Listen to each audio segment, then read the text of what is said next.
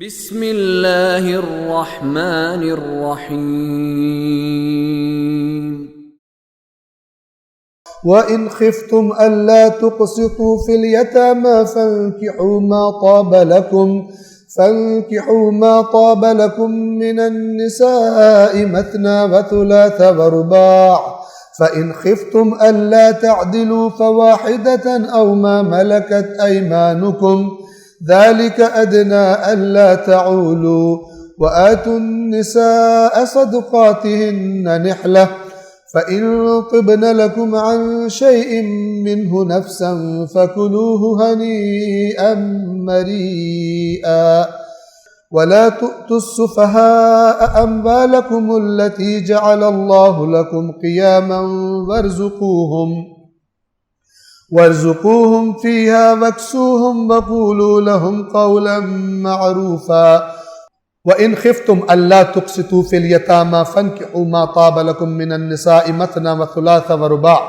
اور اگر تم لوگ اس بات سے خائف ہو، اس بات کا تمہیں خوف ہو کہ تم یتیموں کے بارے میں انصاف نہیں کر سکو گے، یہاں پہ مراد یتیم لڑکی ہے جیسے آ جائے گا، تو پھر دوسری عورتیں جو تمہیں پسند آئیں ان میں سے دو تین یا چار نکاح کر لیا کرو۔ یہ وہ آیت ہے جس میں چار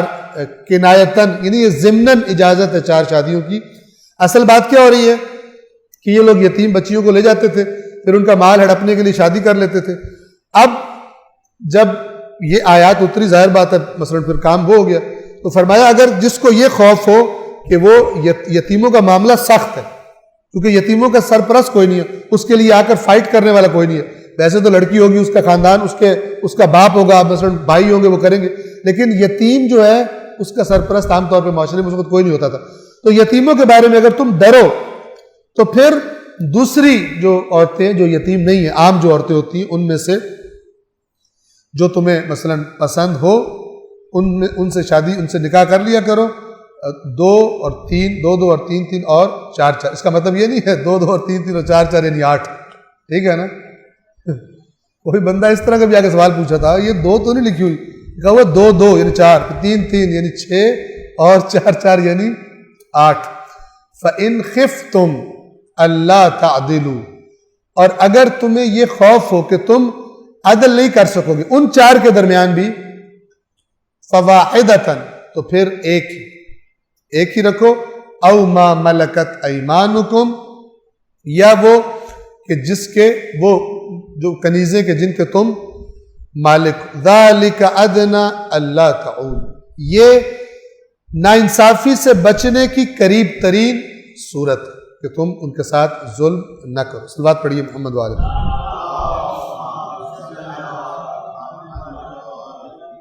وَآتُوا النِّسَاءَ صَدُقَاتِهِنَّ نِحْلَةً اور عورتوں کے ان کے مہر، ان کے جو مہر حق مہر ہیں وہ خوشی سے دے دیا کرو، انہیں تنگ نہیں کیا کرو۔ حق مہر عورت کی ملکیت ہو جاتی ہے، جیسے میاں بیوی کا رشتہ قائم ہوتا ہے، حق مہر عورت کی ملکیت ہوتا ہے۔ خدا نخواستہ عورت دنیا کا بدترین کام کر دے، مہر کی مالک ہے، اس کا مہر ختم نہیں ہوتا۔ اور جو مہر مارنے روکنے کے لیے جو تنگ کرتے عورتوں کو، اللہ تبارک و تعالیٰ نے ان کے لیے بڑی شدید دھمکیاں قرآن مجید میں رکھی ہوئی، اور ان کو کہا ہوا تم اگر یہ کر رہے ہو تم میری آیات کا مذاق اڑا رہے ہو، اور اللہ کی آیات کا مذاق اڑانا، ٹھیک ہے نا، یہ بہت یعنی سب سے خطرناک یہی کام۔ ایک ہے ایک بندہ نہیں مانے اور بات، اللہ کہہ رہے اگر عورت کو تم مثلا تنگ کر رہے ہو تم میری آیات کا مذاق اڑا رہے ہو،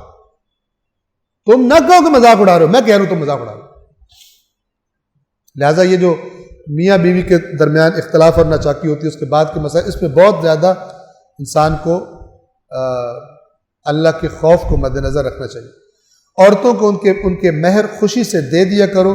فَإِن طِبْنَ لَكُمْ عَن شَيْءٍ مِّنْهُ نَفْسًا فَكُلُوهُ هَنِيئًا مَّرِيئًا ہاں تو اگر وہ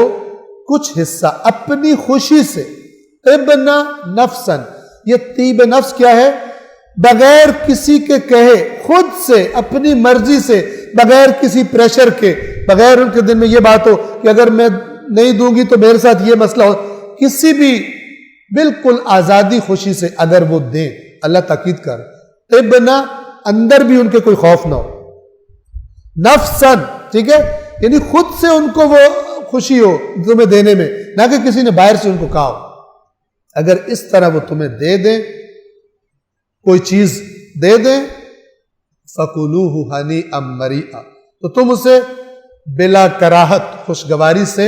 کھا سکتے۔ عام طور پہ وہاں پہ کیا کرتے تھے، ایک جو کفار مکہ میں رسم رائج تھی وہ یہ کہ عورت کو گویا پرچیز کرتے تھے، حق مہر اس کے ماں باپ کو دیتے تھے۔ آج پاکستان میں بعض علاقوں میں یہ کاروبار ہوتا ہے، بعض جو ہیں وہ اپنی غربت کی وجہ سے یا جس وجہ سے حق مہر کی رقم وہ خود لے لیتے ہیں، بچی کو دے دیتے، چھوٹی چھوٹی بچیاں بھیج دیتے، اور بعض لوگ عمرا جو ہیں وہ بچیاں خرید کے مثلا لے جاتے۔ آج بھی یہ ہوتا ہے۔ وَلَا تُؤْتُوا السُّفَهَاءَ أَمْوَالَكُمُ الَّتِي جَعَلَ اللَّهُ لَكُمْ قِيَامًا وَارْزُقُوهُمْ فِيهَا وَاكْسُوهُمْ وَقُولُوا لَهُمْ قَوْلًا مَعْرُوفًا، اور اپنے وہ مال جن پر اللہ نے تمہارا نظام زندگی قائم رکھا ہے بے وقوفوں کے حوالے نہ کرو۔ وہ لوگ کہ سفہا، سفیہ کی جمع ہے کم عقل، نہ سمجھ، تم ایک اپنے مال پر، آپ دیکھیں ایک باپ ہے وہ اپنے بچے کو مثلا ایسے بچے کو جو نہ سمجھ ہے اس کو کوئی بڑی ذمہ داری دے دیتا ہے، کچھ دنوں بعد دیکھتا ہے کہ اس نے سارا بیڑا غرق کر دیا، پھر اب وہ اپنے آپ کو ملامت کرے۔ سفیہ اسے کہتے ہیں جو ابھی پورا میچور نہیں ہوا، عقلی طور پر بالغ نہیں ہوا اور نہ سمجھ ہے، خراب کر دے گا۔ تو ان کو اپنے وہ مال نہ دو جن پر اللہ نے تمہارا نظام زندگی قائم کر رکھا ہے۔ یہ فرمایا کہ بے وقوفوں کے حوالے، کم عقلوں کے حوالے نہ کرو۔ وَارْزُقُوهُمْ فِيهَا، اور انہیں اس میں سے کھلاؤ، وَاكْسُوهُمْ، اور پہناؤ، وَقُولُوا لَهُمْ قَوْلًا مَعْرُوفًا، اور ان سے اچھے طریقے سے بات کرو۔ اور اسی آیت کے ضمن میں اصل میں بیسیکلی بات یتیموں کی ہو رہی ہے۔ اگر ہے یتیم، صلوات پڑھیے محمد والے،